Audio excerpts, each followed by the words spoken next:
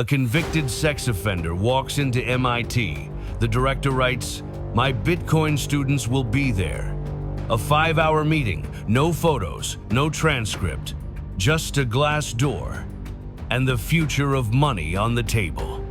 On the 24th of October 2015, Jeffrey Epstein visits the MIT Media Lab. The lab's chief, Joichi Ito, invites 2 student leaders from a brand new skunkworks, the Digital Currency Initiative. The invite spells it out. My Bitcoin students will be there. Probably Bitcoin will be the first topic. MIT's independent review later confirms the meeting, the room, the guests, and that Epstein wanted the Bitcoin people in the room. But why Bitcoin? And why then? Fall 2015. Bitcoin is clawing out of a brutal bear market. Inside MIT, the Digital Currency Initiative DCI has just launched, tasked with making digital money safer, more stable, more secure. In April, the lab named former White House tech advisor Brian Ford its first director of digital currency, planting a flag that MIT would take Bitcoin seriously. The lab's own announcement framed DCI as a cross-disciplinary push, from cryptography to economics. In 2016-2017, researcher Neha Narula emerges as the DCI lead, eventually becoming director. That chain matters. DCI would become a nerve center for on-chain research, and Bitcoin cores support exactly the kind of people you'd meet if you wanted to understand where money was going next. 5 hours blocked. 2 student leads because he was interested in the initiative. MIT can confirm Epstein meeting students, and they were the Bitcoin ones. If it was harmless curiosity, why does the paper trail around Epstein at the lab get so careful? In 2019, journalist Ronan Farrow publishes internal emails showing the lab concealed and laundered Epstein-linked gifts, marking them anonymous, and that staff nicknamed him Voldemort to avoid writing his name. MIT's own independent report echoes the discomfort staff, recalling that Epstein was called Voldemort around the office. Concealment doesn't prove funding for DCI, but it does prove unusual access, and gives the 2015 Bitcoin meeting a very different shade. So, was he in crypto or just next to it? October 2017, a tech outlet sits down with Epstein. Topic: Bitcoin. He calls it a store of value, not a currency, and riffs on anti-counterfeiting, verification, and scarcity. Then the tell. Epstein revealed no details on his own cryptocurrency holdings. He clearly follows the space. He refuses to say if he owns any. Put the 2 firm facts together. 1. 2015. He meets DCI's Bitcoin student leaders because he's interested in DCI. 2. 2017. He publicly talks Bitcoin like an early adopter, while disclosing nothing about holdings. That's the hard ground. Everything else, rumor until receipts. So why is speculation exploding now? Here's the uncomfortable math. If you're trying to use crypto in 2015 without leaving fingerprints, you're fighting the physics of a public ledger. Every move leaves a seam. The tricks of that era, tumbling, peeled chains, self-mixes worked until they didn't. Clustering links addresses by behavior. Change heuristics reveal which output you kept. Timing analysis catches patterns you didn't notice you had. Privacy on a ledger isn't an on divided by off switch. It's a half-life. If you're cautious, you don't touch the chain. You study it. You sit across from the people who tend the spine, the ones who'll eventually harden it. You ask questions. You leave without buying a single Saturday, and, to the public record, you look like curiosity, which raises a better question than, did he buy Bitcoin? What did he learn about the people who guard it? Recent unsealed materials in civil cases revived the timeline. The bigger confirmed story, though, is institutional. Who enabled Epstein's finances? In 2023, JP Morgan agrees to pay $75 million to the US. Virgin Islands to settle claims it aided his trafficking enterprise, part of a run of bank settlements. That's important. If Epstein hid money with blockchains, credible filings haven't shown it. The most specific timestamp tied to crypto remains the 2015 meeting because he was interested in DCI, which leads to the stranger possibility that the real story isn't a hidden wallet, it's proximity, being in the room before the rest of the world caught on. So what was he after, influence, intelligence, or just access? Everyone asks about money. The smarter question is maps. Epstein's power didn't just sit in an account, it sat in introductions. A lab invitation becomes a dinner becomes a salon becomes a directory in someone's head, who's brilliant, who's bitter, who's busy, who's buyable. Crypto wasn't finance to him. It was a new address book forming in real time. You don't have to hold Bitcoin to profit from knowing who will shape it.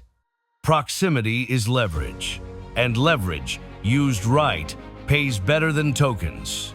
So, when a campus starts to whisper, Voldemort, is that about money or about maps? Theory 1: influence. Align with elite labs to launder reputation and nudge work you care about.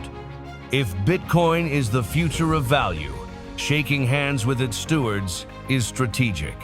But we have no proof Epstein funded DCI. Theory 2: intelligence. To map power, you map new money. A public ledger makes crime visible in slow motion. The people who truly get Bitcoin can see around corners. Meeting them could be a bid for informational leverage. Theory 3: access. Sometimes proximity is the point. New Yorker emails show a system that kept Epstein on campus quietly down to nicknames, initials, and anonymous gift routes. MIT's own report logs at least 9 campus visits from 2013, 2017, then a shift off campus as staff objected evidence of access managed behind the scenes. Here's the line we won't cross. There's no credible public evidence that Epstein owned a major crypto stash, funded a coin, or laundered funds on-chain. If that proof exists, it hasn't surfaced in reputable reporting or filings. But the absence of on-chain proof may be the point. In 2015, the smarter play could be to watch, learn, and stay off the ledger. Imagine you're an investigator with nothing but timestamps and amounts. You don't chase names, you chase habits. You watch how change returns. You measure the breathing of a wallet. You learn that even ghosts keep schedules. You never prove a rumor with a graph, but you corner it. The stronger the math gets, the smaller the island of deniability becomes. And when the island is small enough, no one needs a headline. A meeting becomes a message. A signature becomes a surrender. The story ends in paperwork, not handcuffs. 1 p.m. Epstein arrives at Ione 4, 2, 4, 5, 112. Introductions. 2 student leads from DCI sit by the glass. 120. Let's start with Bitcoin. 148. Questions about scarcity, verification, counterfeiting topics he'll echo 2 years later on camera. 230. The initiative's mission: security, stability, funding public goods research lands clean. 2:41 p.m. A question lands like a coin on glass. Who pays for the work no one owns? Core code isn't a product, it's a commons. Commons starve until a few believers decide they won't. 3:5. They talk governance without saying government. Who merges code? Who says no? How does a network reject a bad idea from a famous name? 3:10. The unaskable question hangs. If money is math, who governs the math? 3:47. Privacy versus auditability, the eternal seesaw. Hide the citizen. Expose the thief. Don't break either. Everyone wants the switch. There isn't one. 4. 16 amperes chalk. Line distinction. Trust is a handshake. Verify is math. Revolutions pick one. Epics are written about the cost. 5. 2.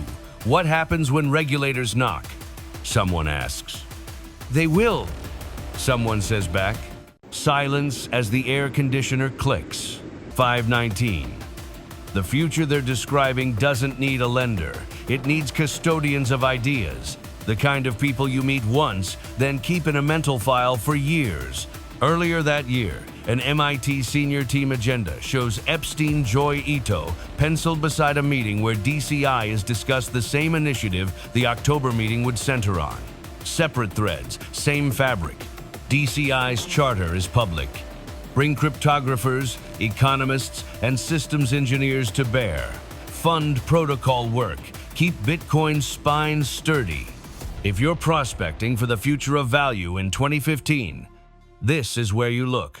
We don't know the words in that room, but we know the topics, and that later, in 2017, he talks Bitcoin like someone who'd already workshopped the questions. Verified. 2015 Epstein meets the Media Lab's Bitcoin, divided by DCI student leaders. The invite says Bitcoin would be the first topic, and MIT logs this as the only known student interaction. 2019 New Yorker documents the lab's efforts to conceal Epstein's involvement. Staff call him Voldemort. MIT's own report records similar discomfort. 2017 Epstein publicly describes Bitcoin as a store of value. He discloses no holdings. 2023 JP Morgan pays $75 M to the U.S. Virgin Islands, resolving claims it enabled Epstein via traditional banking rails, not crypto. Not verified that he funded DCI, controlled a Bitcoin cache, or laundered funds on-chain. If future filings prove any of that, we'll update. Until then, this mystery is about access and timing being close to the protocol when it was most malleable. In 2015, choosing crypto to vanish was like choosing a mirror to hide behind. The mirror is public forever. The smarter move wasn't to buy, it was to listen. You don't need possession if you hold the map. Maybe that's all the 2015 meeting ever was, a map update. Or maybe it was a test to see who in that room believed that math could do what money never did. Remember everything. 5 hours. 2 students. 1 room with a view of the future. The world kept asking, did he have Bitcoin? The better question is, what did Bitcoin give him before anyone else knew to ask? What was really said in that glass room?